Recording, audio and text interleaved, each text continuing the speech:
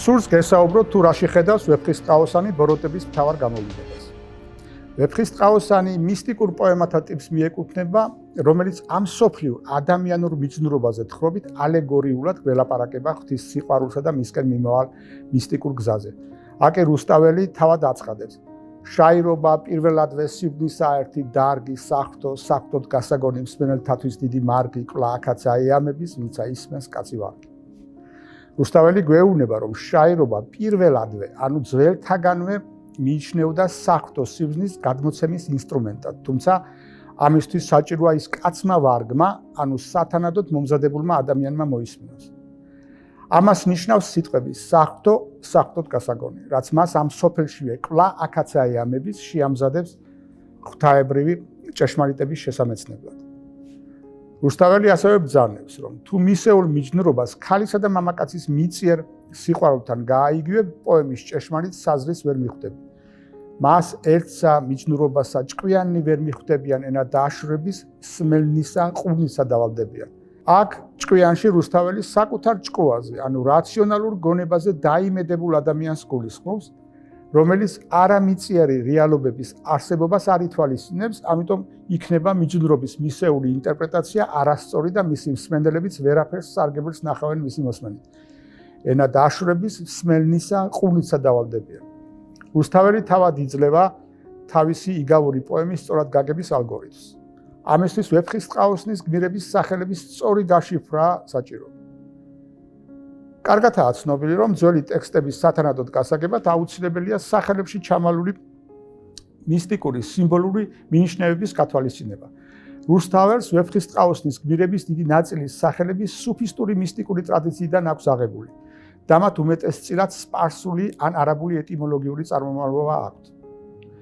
ამიტომ მოიხსენიებს რუსტაველი თავის პოემას სპარსულ ამბავად. ესე ამბავი სპარსული ქართულად ნათარგმანები. რუსტაველი სპარსეთის ხსენები თავისი პოემის ალეგორიული განმარტების გასაღებს გვაძლევს. სუფისტურ მისტიკურ ტრადიციაში არაბული წარმომავლობის ფუძე ტარიქ, რომლისგანაც სახელი ტარიელი მომდინარეობს, აღნიშნავს ღვთისკენ სიყვარულით მიმავალ გზას, რომელსაც ღვთის მჭვრეტელობით შემეცნებისკენ მივყავართ. რა კი ასეთი მჭვრეტელობა არა ამ ქვეყნიური რეალობის შემეცნებას ესწრაფის, ტარიელით სიყვარულით დაეძებს ნესტან დარეჯანს, რომელიც ასევე სუფისტური ტერმინიდან ნესტ ან დარე ჯეჰანიდან მოდის, რაც ქართულად ითარგმნება როგორც ის, ვინც არ არის ამ ქვეყნად.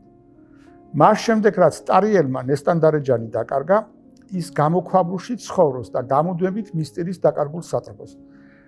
ნახეს უცხო მოყმე ვინმე ჯდა ამ ტირალი წყლისაპირსა და მის მიერვე მოკლული ვეფხისტყავით არის შემოსილი. აქ ტარიელის ტირილი ასკეტების სინანულის ცრემლებს განასახიერებს, ვეფხისტყავით შემოსვა კი საკუთარი ვნებების დამარცხების საყოველთაოდ გავრცელებული სიმბოლოა. გამოქვაბული, რომელშიც ტარიელი ცხოვრობს, მან დევებს გამოსტაცა, სადაც საჭურველი და უამრავი საუნჯე იპოვა. აქ დევები დემონურ ძალებს განასახიერებენ. სიტყვა დევა ძველ სპარსულ პოეზიაში ბოროტ ძალებს აღნიშნავს. მათთვის წართმეული საუნჯე და აბჯარი კი ასკეტურ ცხოვრებაში მოპოვებული გამოცდილების სიმბოლოა. ეს გამოცდილება ასკეტს ღვთაებრივი ჭეშმარიტების მოპოვებაში ეხმარება. მართლაც ამ აბჯრით შეიმოსებიან ტარიელი, ავთანდელი და ფრიდონი ნესტან დარეჯანის ქაჯეთის ციხიდან გამოსახსნელად. რა კი ნესტან დარეჯანი ღმერთთან მისტიკურ კავშირს განასახიერებს, მისი მოტაცება ღმერთთან დაშორების, მასთან სულიერი კავშირის დაკარგვის სიმბოლოა და თუ ნესტან დარეჯანის სიკეთის უმაღლესი გამოვლინებაა, მისი მომტაცებელი დავარი და ქაჯები ბოროტების უმაღლეს ფორმებს განასახიერებენ. მართლაც მართლმადიდებლური ასკეტური ლიტერატურა ღმერთთან დაშორების უკიდურეს გამოვლინებად ოკულტისა და მაგიას მიიჩნევს, რადგან ოკულტიზმი ღვთისნების საწინააღმდეგო ცდილობს სულიერი ცოდნის მოპოვებას. მაგია კი ზებუნებრივი ძალების უკანონო თბილობას.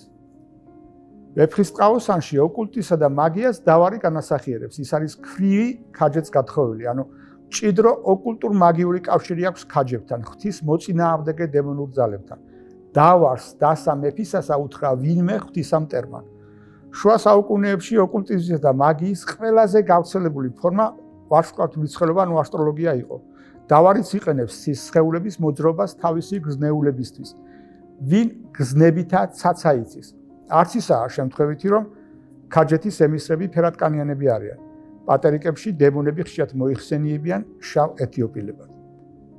რუსთაველმა, როგორც უდიდესმა პოეტმა, რომელიც ზედმიწევნით კარგად იცნობდა მართლმადიდებლურ მისტიკურ ტრადიციას, განუმეორებელი მშვენივრებით აღმერთელი პოეტურ-სიმბოლური ენით გამოხატა სიკეთის უმაღლესი და ბოროტების ყველაზე სიღრმისეული გამოვლინებები.